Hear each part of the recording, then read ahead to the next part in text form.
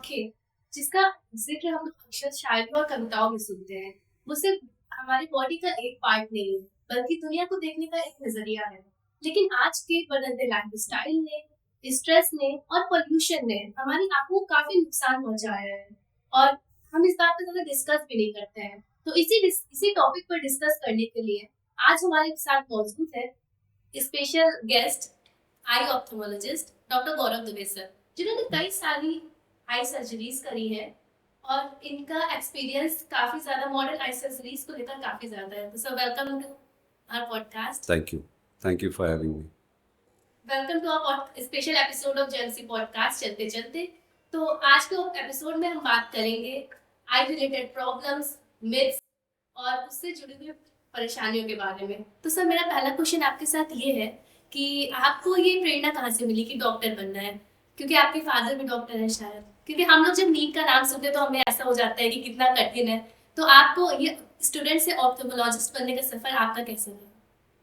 सबसे पहले तो मेरे फादर एक आई सर्जन हैं और जब से मैं छोटा था तब से यही दिमाग में रहता था that I have to become a doctor and then an eye surgeon. तो आई गेस एक कंडीशनिंग तो होती ही है and you see your parents doing that work. मैंने अपने फादर को देखा इतना काम करते हुए, इतनी चैरिटी करते हुए, पूरे पेशेंट्स को सर्व करते हुए, तो वो एक सॉर्ट ऑफ एन इंस्पिरेशन बन जाता है to go into the same line of profession.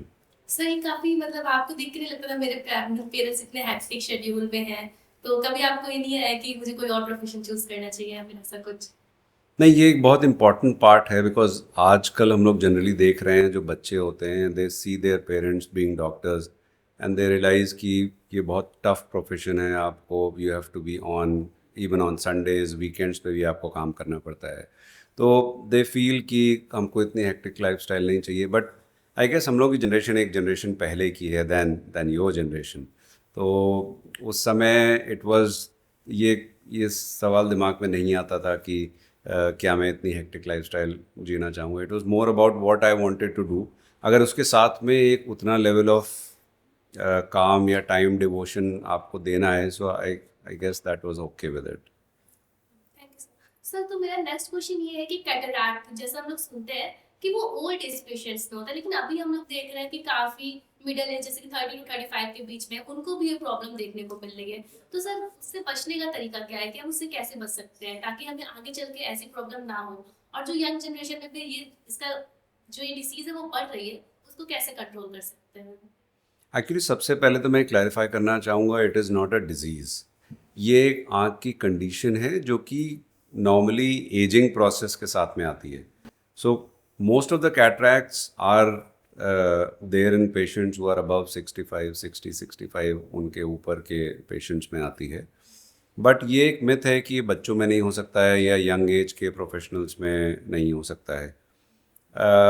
कोई भी ऐसा कारण जिससे कि हमारे लेंस में डैमेज हो, जैसे चोट लगने के कारण, ट्रॉमा के कारण होता है। कुछ आई ड्रॉप्स होती हैं, स्टेरॉयड आई ड्रॉप्स होती हैं, लॉन्ग टर्म लोग यूज़ करते रहते हैं, उनकी वजह से कैटरैक्ट डेवलप हो जाता है।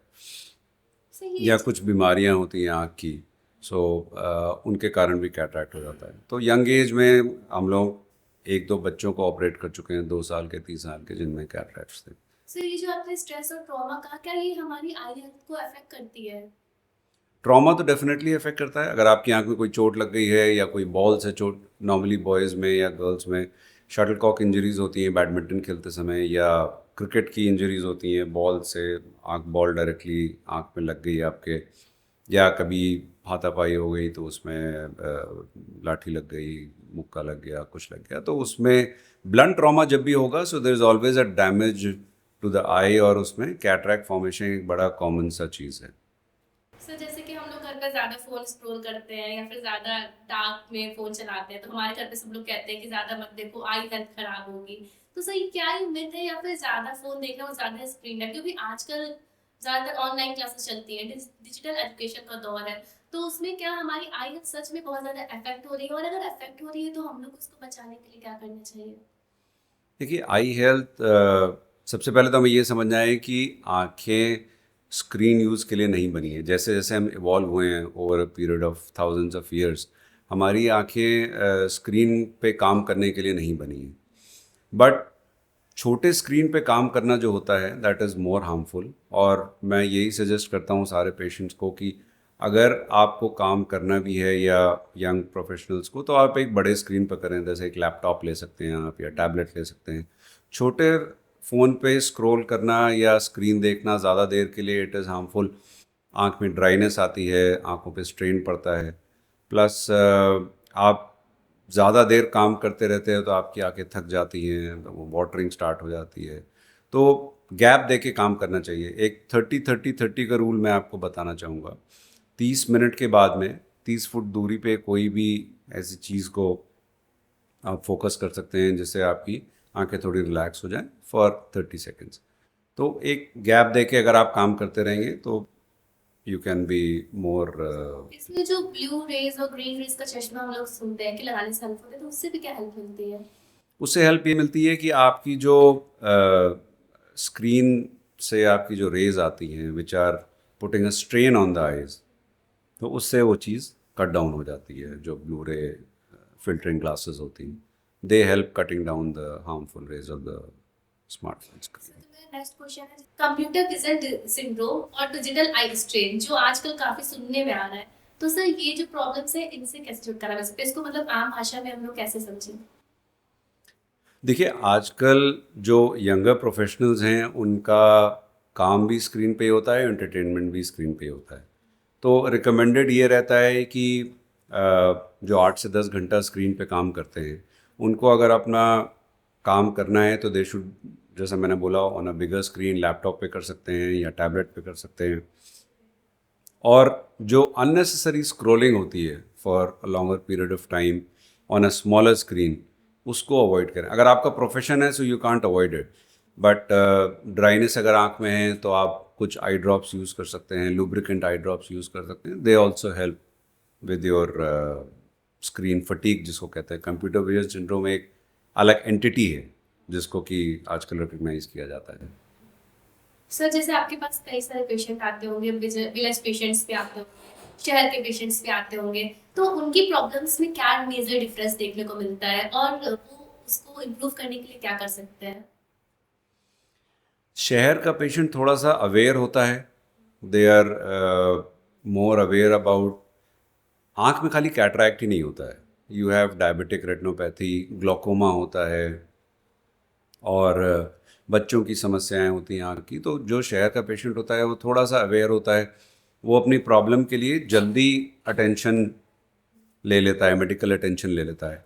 बट गांव के पेशेंट की प्रॉब्लम्स अलग अलग होती हैं। उनका जैसे खेती बेस्ड, अगर एग्रीकल्चर बेस्ड बैकग्राउंड है तो उनमें भी गेहूं की बाली जैसे लग गई या आँख में कोई अल्सर हो गया तो उनकी प्रॉब्लम्स दूसरी होती हैं। वो अपना इधर उधर दवाइयाँ ले ले, मेडिकल स्टोर से दवा ले ली जाके, स्टेरॉयड ले लिया, तो उससे आपकी आँख की कंडीशन और वर्स हो जाती है। तो उनमें अवेयरनेस की थोड़ी कमी होती है। वो डायबिटिक रेटिनोपैथी, ग्लोकोमा, सबलबाई जैसी बीमारियों के बारे में कम जानते हैं, तो वो अटेंशन, मेडिकल अटेंशन देर से लेते हैं या नहीं लेते हैं। या तो ये बेसिक डिफरेंसेस होते हैं शेयर, क्योंकि access to health care in villages is less आजकल। तो सर लेसिक सर्जरी जो हम लोग बहुत ज्यादा सुनते हैं, लेजर ट्रीटमेंट कि करा लेंगे तो सब सही हो जाएगा, और इसको हम लोग काफी बार सुनते हैं कि इसको एक एज पे ही आके कराना चाहिए। तो सर उस पे आपका क्या व्यू पॉइंट है कि मतलब ये काफी हद तक सही है, और जो हमारे मन में मिथ्स है वो सही है या फिर गलत है?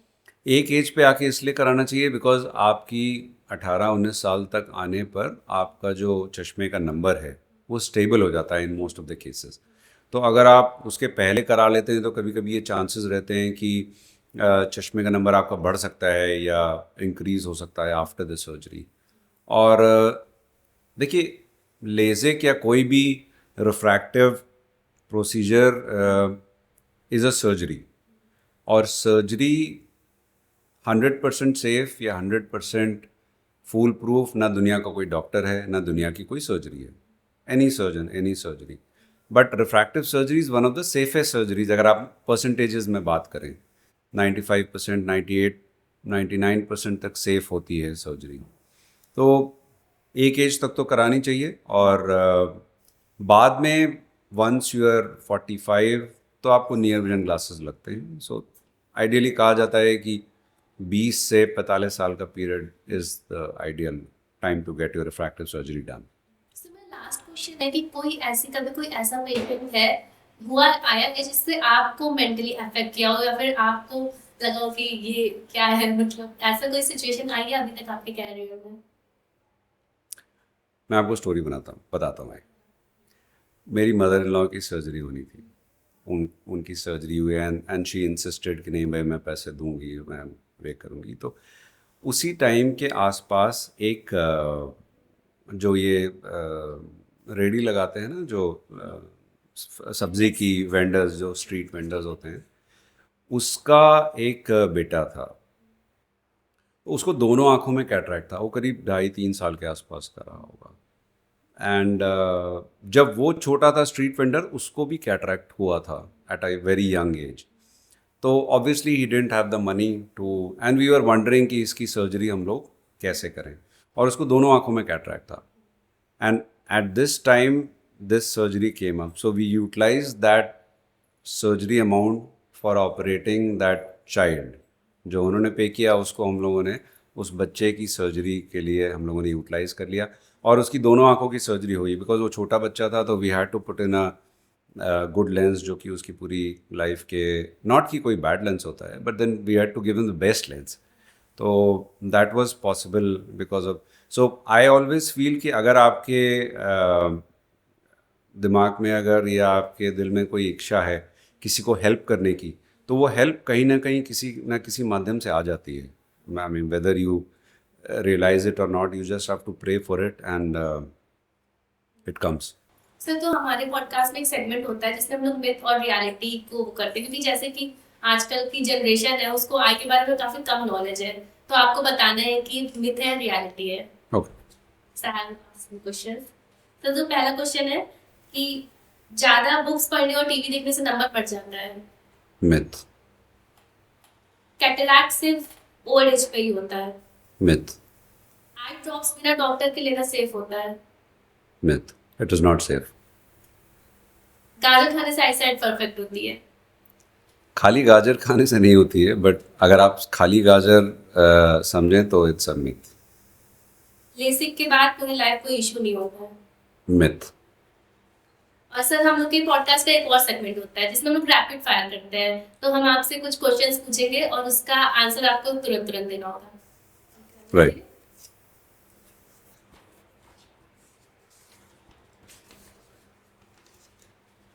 Sir, so our first question is morning person या लेट नाइट डॉक्टर?